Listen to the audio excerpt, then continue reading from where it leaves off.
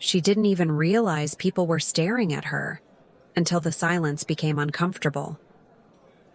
Amara Lewis stood perfectly still near the edge of the ballroom, holding a glass of water she hadn't touched.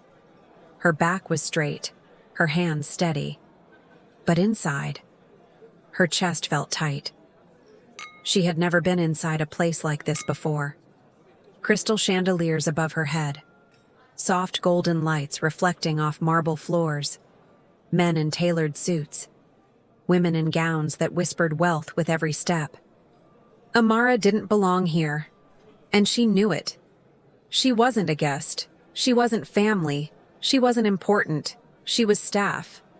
A temporary assistant hired for the night, one of the invisible ones. Her job was simple: stand near the coat area, guide guests politely, and disappear into the background. And she was good at disappearing. She had learned that skill early in life. Growing up, Amara learned that survival often meant being quiet, observant, careful. You learn who matters by who gets listened to, and you learn who doesn't, by how easily people look through you. Still, she showed up that night with dignity: a simple black dress, flat shoes, natural curls pulled back neatly, no jewelry, no makeup meant to impress, just herself. And that should have been enough. But some rooms don't forgive people for existing. And somewhere inside that hotel, a camera was already recording the truth. The gala was a charity event hosted by the Whitmore Foundation, a name that carried weight in the city: old money, political connections, corporate power. And at the center of it all was Julian Whitmore. He didn't announce himself. He didn't need to. People adjusted their posture when he entered a room. Their voices lowered, smiles sharpened. Julian Whitmore was tall, calm, composed. The kind of man whose presence felt controlled, not loud. And tonight, he was watching everything, including Amara. Not because she stood out, but because she didn't. While everyone else chased attention, Amara worked quietly. Efficient, polite, focused. Julian noticed the way she handled an upset guest without escalating things, the way she apologized without shrinking, the way she carried herself like someone who respected herself, even when no one else did. But before he could think much of it, everything changed. The scream cut through the ballroom like shattered glass. "My diamond earrings!" A woman dressed in diamonds spun around, panic in her eyes. "My earrings are gone." The music stopped. Conversations died mid-sentence. All eyes turned. Security moved fast. Too fast. People love drama when it doesn't involve them. The event manager stepped forward, face tense. "We'll handle this discreetly," he said. But discretion died the moment someone pointed. "There," a man said. "The girl by the coat area." Amara's heart dropped. She felt it before she understood it. That cold, sinking realization that something was wrong. "No," she said softly. "I didn't." But her voice didn't matter. Phones lifted. Whispers multiplied. Suspicion spreads faster than truth. Security approached her. "Ma'am, we need to check your bag." Amara shook her head slowly, fear creeping into her eyes. "Please, I didn't take anything." They searched her bag. Nothing. For one brief moment. Amara felt hope. Then the crowd shifted again. A woman near the front pointed toward the coat area. "Wait. What's that?"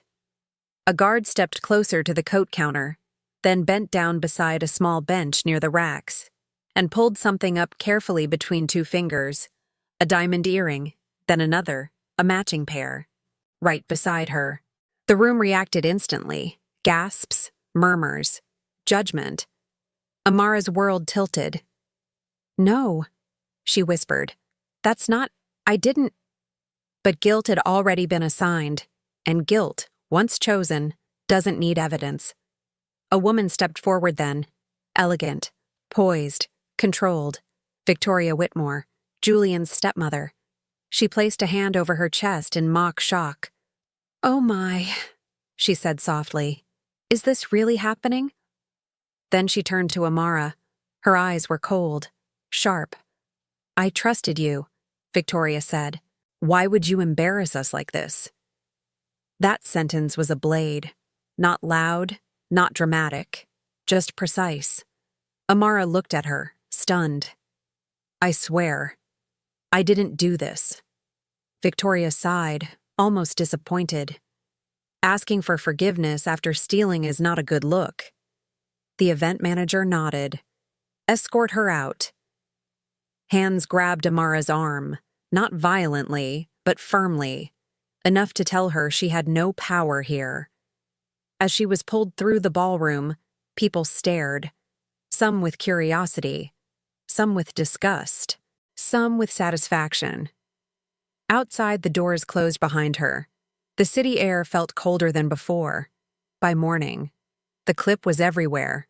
The video spread fast. Staff member caught stealing at charity gala. Thief exposed at elite event. Comments were cruel, quick, confident. People love certainty when it allows cruelty. Amara lost her job that same day. The agency didn't investigate, didn't ask questions. They didn't want trouble. And trouble, they decided, was her. She walked home in silence. Rain started falling halfway there. Not dramatic rain, just steady, unforgiving, soaking through her jacket, through her hair, through whatever strength she had left. She kept walking, because stopping felt like giving up. That night, Amara sat alone in her small apartment, lights off, phone face down. Her chest hurt in a way she didn't know how to name. Not just fear, not just sadness, humiliation. Because she knew something was wrong. She knew she was framed, but knowing the truth and proving it are not the same thing. And powerful people don't lose sleep over the powerless. The next morning, she went to a cafe near the hospital, not because she wanted coffee, but because it was warm and quiet. She sat in a corner booth, staring into nothing. That's when a woman approached her. Older, kind eyes, a calm presence. "Are you okay?"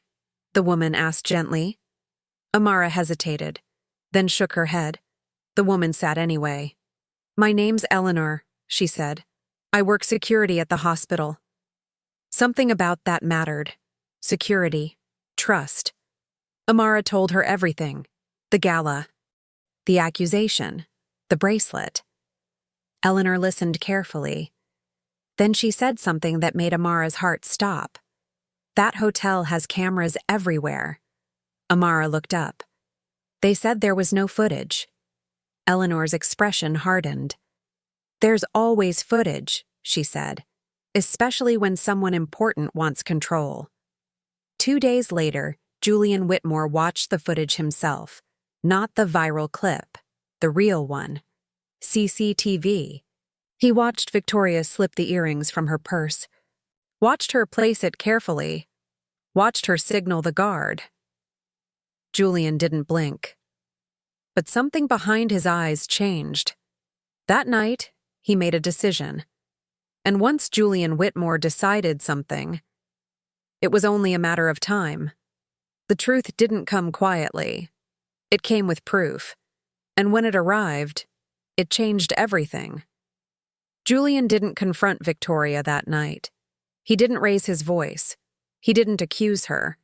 He didn't ask questions she could lie her way out of.